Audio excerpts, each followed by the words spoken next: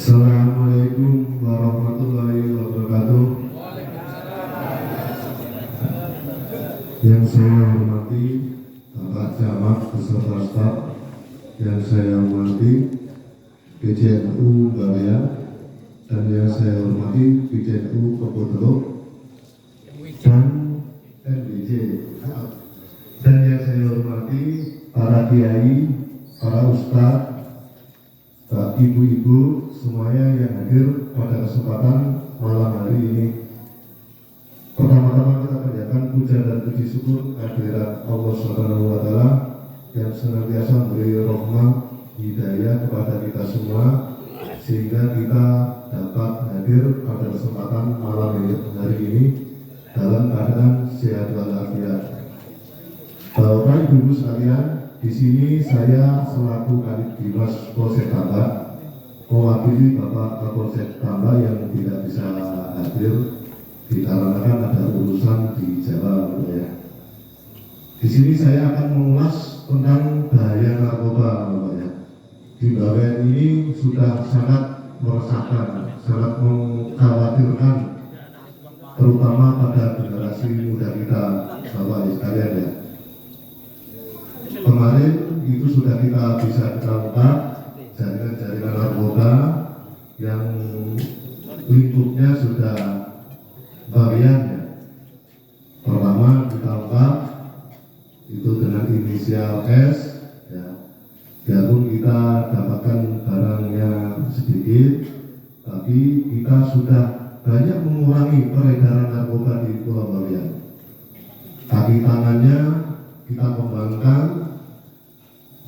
Selanjutnya ke Arus Daya, itu pengembangan sampai ke Arus Daya. Memang di Bawean ini peredaran narkoba itu dari Madura, kalau nggak melalui kelotok, ya melalui kapal, ya dengan segala-galanya. Kita pernah ada informasi 1 ton narkoba itu datang ke Bawean. Kita hadang di tempatnya yang sudah kita tuju. Ternyata apa? Dipotong di tengah laut. Ternyata dia dijemput lagi, sehingga kita itu dengan posisi itu yang sama, barang yang sudah dipakai sama, kita beda. Di situ cuma isinya gula, tepung, cuma itu aja. Tapi yang barang aslinya sudah diambil, sudah dibelokkan. Nah, gitu. Nah, itu yang kita alami yang kemarin. Terus yang kedua, ya kita tinggal ibaratnya Polsek Tambak tinggal rike-rike, bapaknya. Rike juga tinggalnya kecil-kecil. Kita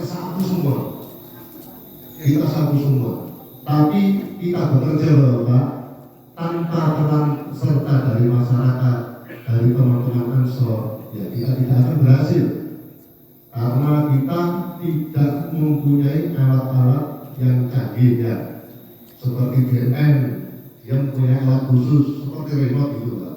Saya dulu pernah 2009 saya dinas sebagai busur di Narkoba Polda Jatim. Saya selama 5 tahun di desa. Jadi saya jaringan narkoba ya tidak asing lagi. Itu sudah pekerjaan saya. Insya Allah kalau ada informasi masuk ke saya langsung tangkap. Kayak kemarin yang terakhir di Kepo 2 tersangka itu yang dapat informasi saya. Saya kejar sampai kena. Setelah saya kembangkan ternyata pelakunya ada di luar Bawean. Nah itu yang bikin saya itu putus pengembangan saya.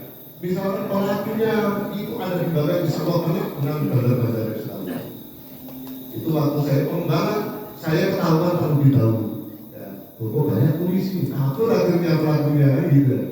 Nah ini masih jadi DPO, juga orang Kepo. Iya, asalnya gimana bisa di Kepo ini, ya. Kerjasama dengan kita, Mas. Jangan sudah kita hajar terus narkoba itu sampai ke akar-akarnya. Terus kita hajar, jangan sampai kendor. Kalau masyarakat kita semua kerjasama, peredaran narkoba itu semakin lama semakin sempit, dia semakin terpojokkan, tidak akan bisa berkembang. Tapi yang saya khawatirkan kecamatan sebelah, yang saya khawatirkan sekarang kecamatan sebelah. Kalau ditambah, insya Allah sudah mulai waspada dan orang-orangnya ya sudah itu saja. Mungkin tinggal satu orang, ya itu aja. Tinggal satu orang, tapi kita ajar terus, kita tidak akan segan-segan itu. Kita tetap mengorek-ngorek. Sepandai-pandainya tupai melompat pasti akan terjatuh juga. Katanya juga ya. Itu. Ya. Ini bahwa yang peredaran narkoba itu masih anak perempuan ya. Saya ada dokumentasinya, ada fotonya. Anak perempuan masih umur mungkin tahap SMA. Kalau SMA kelas 1, kelas 2 pakai jilbab, nyambung. Iya ada fotonya. Saya tahu. Nengok Pak. Tapi di seberang karena maksudnya di kecamatan seberang, bukan di kecamatan saya. Ya. Kalau di wilayah saya, ya mungkin teman-teman saya bisa loh. Teman-teman saya gerak terus, pergerakannya itu kita ikuti terus, kita peta-petakan. Ini jaringannya ini jaringannya ini. Kemarin gitu loh. Ya. Kalau di Gunung Desa ya, Gunung Desa tadi sore tawuran penganiayaan, sekarang di visum korbannya ada di polsek. Makanya saya agak terlambat tadi ke sini masih ngurusin visum anak tambak yang dianiaya sama orang anak Gunung Desa. Tadi menjelang buka puasa. Ya. Kalau Gunung Desa tawuran terus, nggak ada dindingnya. Kalau narkoba ada sedikit yang tercium, tapi ya tunggu aja nanti. Kan ini kan bandarnya sudah kena, ya. Kalau dia mudah-mudahan insaf, kalau nggak insaf ya nanti kita upayakan untuk penangkapan. Kita sudah tahu orangnya, gitu. Ini saja. Gunung Desa, Opo, Tambak, mana lagi? Teluk Jati, ada. Sudah tahu semua loh Pak ya. Tanjung Mori ada. Tanjung Mori dulu Bapak ya. Itu pernah saya itu 50 gram. Informasi saya bocor.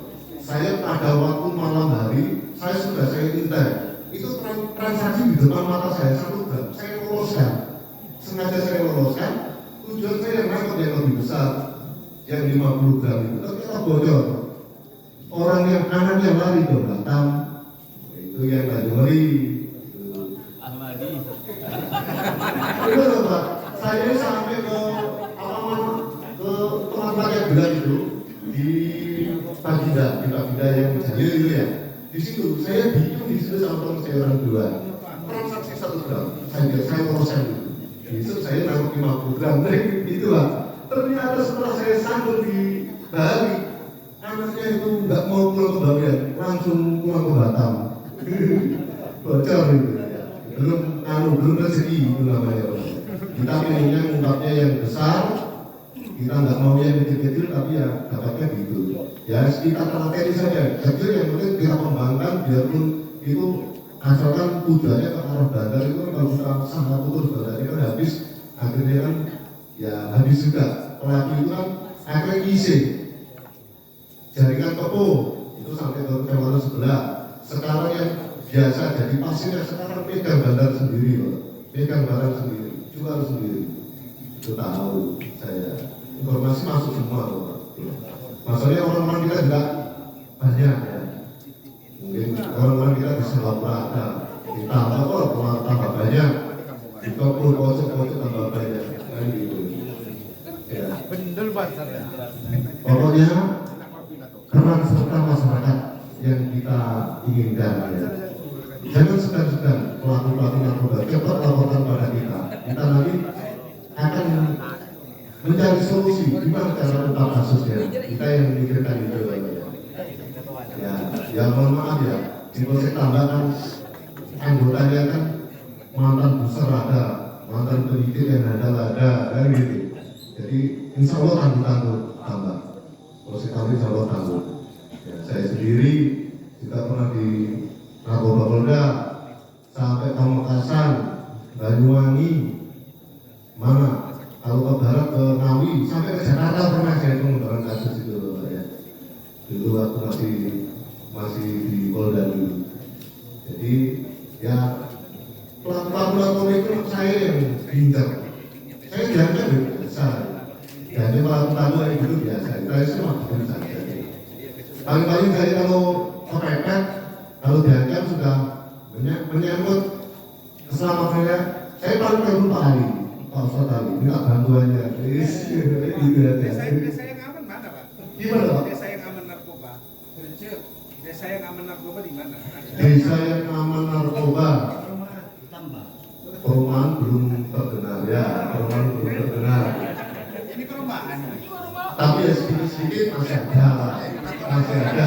Yang paling aman bener itu mana ya? Belum ada, Pak. Sukarela mungkin.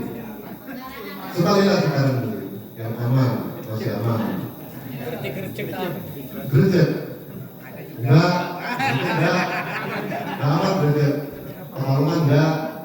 Jika tahu saya, maka di situ kalau masih ada pemakai itu kan saya kan nggak bisa ngomong itu sama enggak, kayak gitu. Ya, saya tahu pemakainya siapa tahu semua. Adanya siapa. Di Samarinda itu di desa ini perangkatnya menggunakan ini tahu, perangkat ini tahu. Fotonya ada, makanya saya berani ngomong lagi gitu. Itu apa ya? Tapi kan belum ada bukti ya. Nanti kalau sudah ada bukti kita bisa mengungkap kasus, baru kita lanjutkan ke tahap yang lain.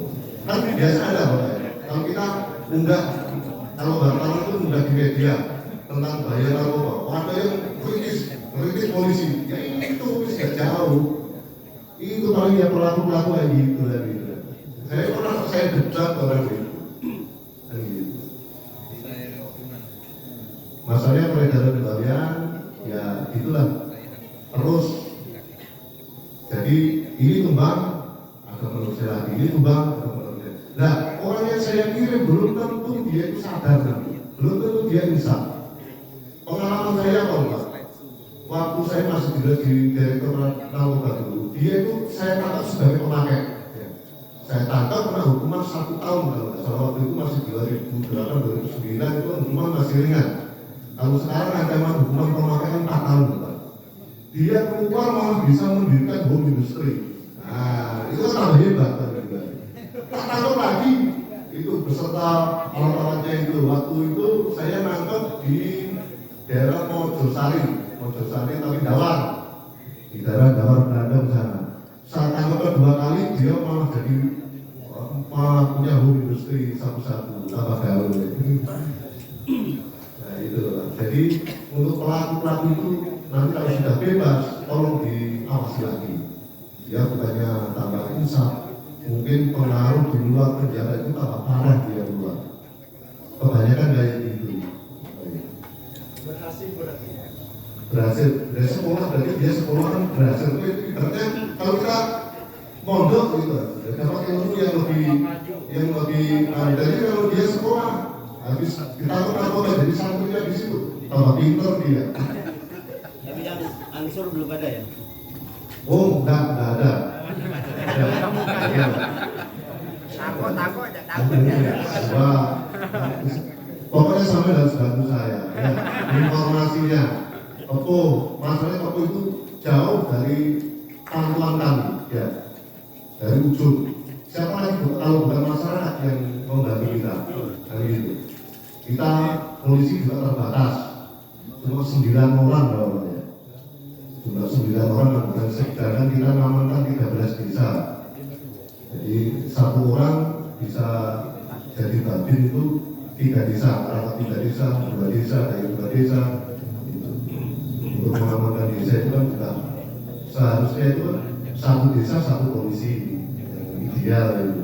Lalu kita bisa amankan. Tapi kan kalau di sini kan anggota itu rakyat yang orang bagian sendiri jadi polisi nggak mau dinas di bagian.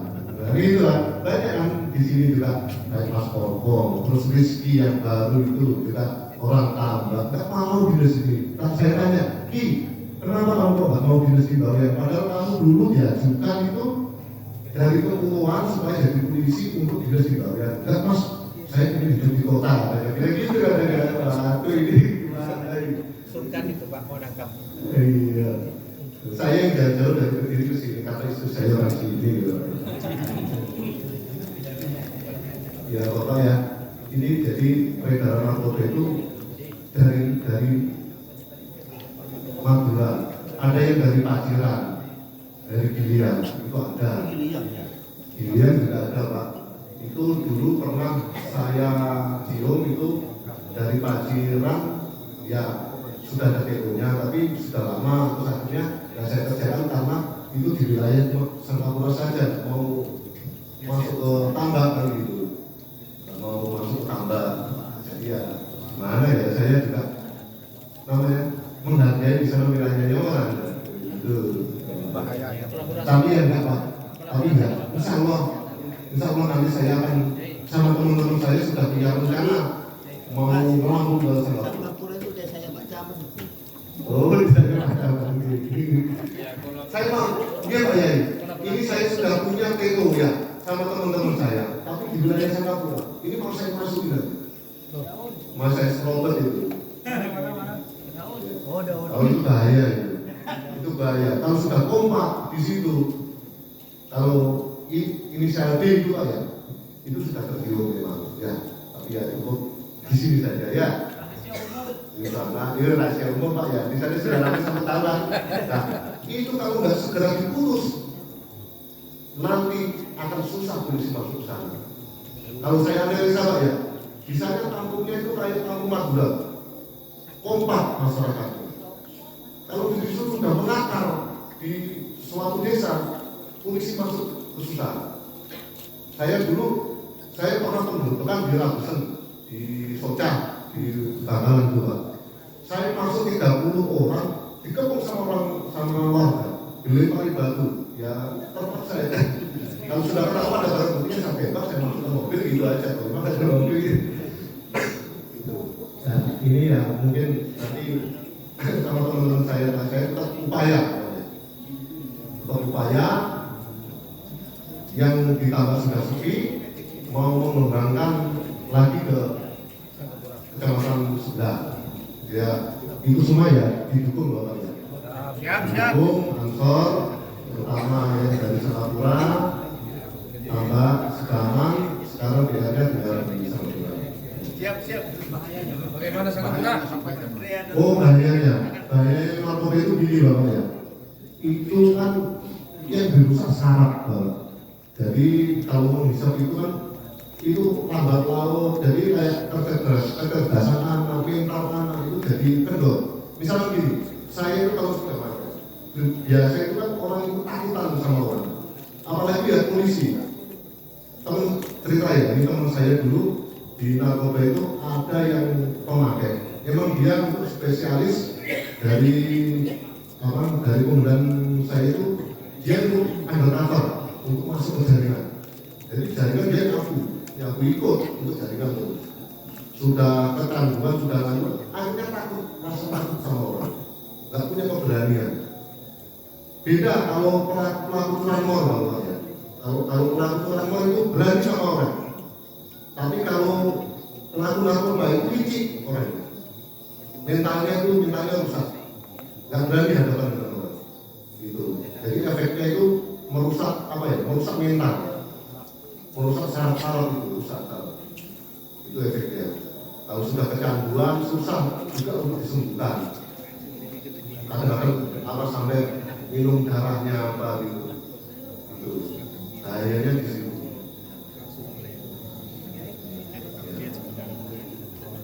Cara mengatasinya yang sudah kecanduan itu gimana? Ya ini Pak, kita kan dari Pak di BNN itu ada rehab. Ya, ada rehab gratis tanpa dipungut biaya. Kalau misalkan ada masyarakat di wilayah Tambak atau Singapura yang jadi pecandu narkoba, pemakai, silakan ngajukan rehab dari keluarga, tidak dipungut biaya di BNN. Nanti lapor ke polsek, nanti kita yang mengantarkan ke sana atau langsung diarahkan ke sana untuk daftar untuk rehab. Gratis itu. Gratis, kalau ya. Dari BNN gratis. Oh, rehab apa? Sebelum ditangkap lah ya kan? Iya, sebelum ditangkap, tapi kalau sudah tangkap juga bisa loh. Iya. Ya. Iya. Kalau misalkan ada pemakai sudah kecanduan gini ini nggak bisa berhenti dia. Iya. Dia datang ke kantor polisi, Pak, saya mau minta diri Pak. Nanti kita akan ke BNN. Ya. Memudokkan lah. Ya, di situ ada tempat pihaknya sendiri dari pemerintah. Berarti apabila ya ada saudara atau siapa yang pemakai nggak bisa berhentinya, silakan koordinasi dengan polsek, nanti kita arahkan. Mungkin itu yang bisa saya sampaikan ya. Apabila ada kurang dan khilaf saya minta maaf yang sebesar-besarnya. Wabillahi taufiq wal hidayah. Assalamualaikum warahmatullahi wabarakatuh.